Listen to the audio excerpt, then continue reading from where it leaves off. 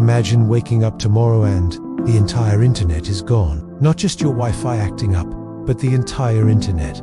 No Google, no social media, no streaming, no online banking. Not just for you, but for every single person on the planet. What would actually happen if the world went offline for a whole week? In an age where nearly every part of our lives depends on the internet, a global shutdown would be more than just an inconvenience. It would be a historic crisis. From communication to commerce, healthcare to essential utilities, our digital reliance is absolute.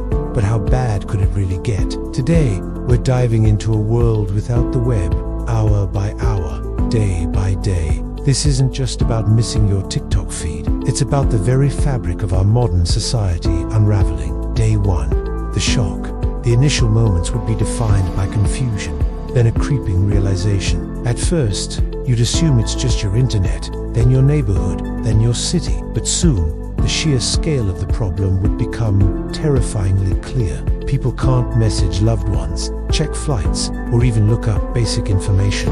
News spreads only by word of mouth, or increasingly frantic, overloaded traditional radio and TV broadcasts. Businesses, large and small, would grind to a halt. Supply chains dependent on digital logistics would seize up. Imagine trying to get cash when the ATMs are offline, or trying to pay for groceries when card readers are useless. The digital silence would be deafening, and the economic ripple effect immediate. By day 2 and 3, the initial shock would give way to a full-blown crisis. This isn't just about convenience anymore, it's about systemic failure. The global economy, a fragile web of interconnected digital transactions, would enter freefall. Stock markets would freeze, companies would lose billions in a flash, and global trade would stall as logistics, payments, and communications disappear.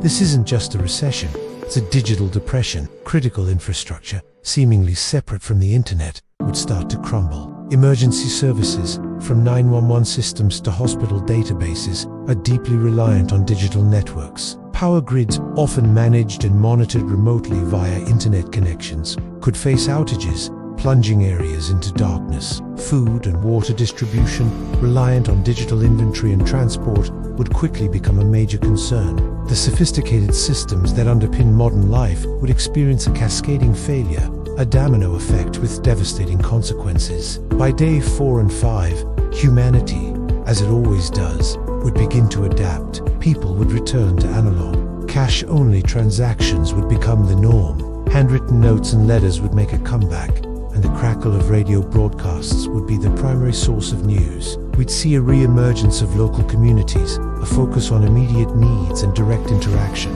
And amidst the chaos, something unexpected might emerge. While the global panic continues, some communities would start to thrive.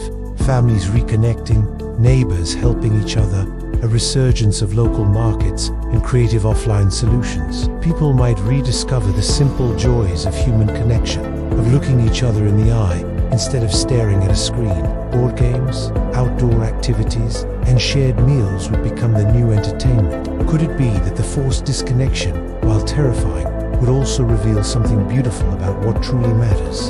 As day 6 and 7 dawned, the world would have settled into a strange new normal. Deeper consequences would become apparent.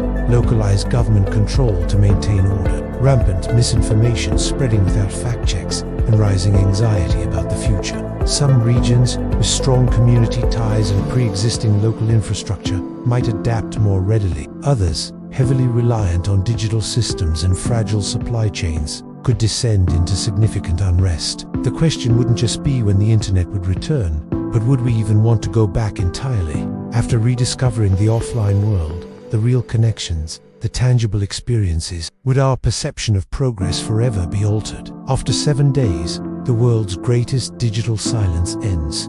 The internet flickers back to life. Relief floods the globe. The familiar sounds of notifications, the rush of information, the ability to reconnect digitally. But so too does a new awareness, a profound understanding of just how much we depend on these invisible connections. Would we be better prepared next time? Or have we learned something more profound about what truly matters, unplugged from the web? How would you survive a week without the internet? What would be your biggest challenge? And what unexpected positives do you think you'd find? Let us know in the comments below, and don't forget to subscribe for more mind-bending what-if scenarios.